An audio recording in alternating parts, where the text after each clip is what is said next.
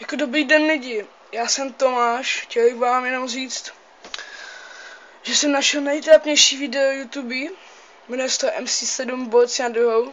Fakt ty borce nechápu, protože je to totálně trapná písnička. Kdybych byl oni, tak to ani nenatočím, nedávám to na web, nikam, protože se totálně strapním. Fakt jako, sice teď se strapním taky, ale je to jedno. Čím to je, pustím vám to, je to prostě hrůza. Nechápu ty kluky, fakt dávám fakt, dějte, dávám dislike, čím to je dislike, jo, se to fakt nelíbí, tak čekujte.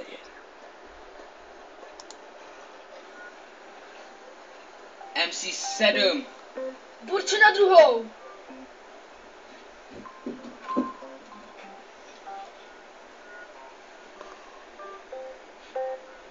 Joe. Kdyby můj život, moje víra, ve teď mě sere jenom míra. Já jsem rapper, mám svý zásady, nejsem žádnej klučina, co nezlobí. Za mé hochy dám krk každý den, když nějaký problému neřeknu, sedu na něj. Když nás uvidíš, tak začni zdrhat, jinak ti budem chlupy z prdele trhat. Nemáte právo nás předem odsuzovat, jen si svou stranu prosazovat. Stranu Volu, nejste cool, nejste dobrý jako David Pull, žijou. Můžeš si myslet, že šňupuju Cox. Ne, já jsem prostě David Ox. Jako tak tohle je fakt trapný to video, že tím textem jako. Sám bych napsal lepší, si myslím, určitě ne nějaký, já jsem David Ox, šňupu Cox.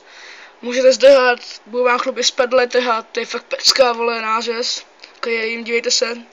Má to skoro 10 000 slednutí. To je mazec, že? Takové debilní video, jako. To fakt se šíří hodně rychle. Na konci videa kluci říkají, že a se těšíme na jejich album, zatím už je tady to video asi rok, skoro. No, za 2 dny to bude rok. A žádný další písnička se neobjevila. Takže fakt kluci asi jistě jsou trapní a já s tím souhlasím, takže naschle, pusťte si to video, je to fakt palba, zdec. Nikoho nikdy se nebojím, kdo se mi postaví, tak tomu napálím. Chtěl jsem rapovat, ale všichni říkali, že to není ono. Já jsem na ně přišla, že nemám místo v mozku, okno.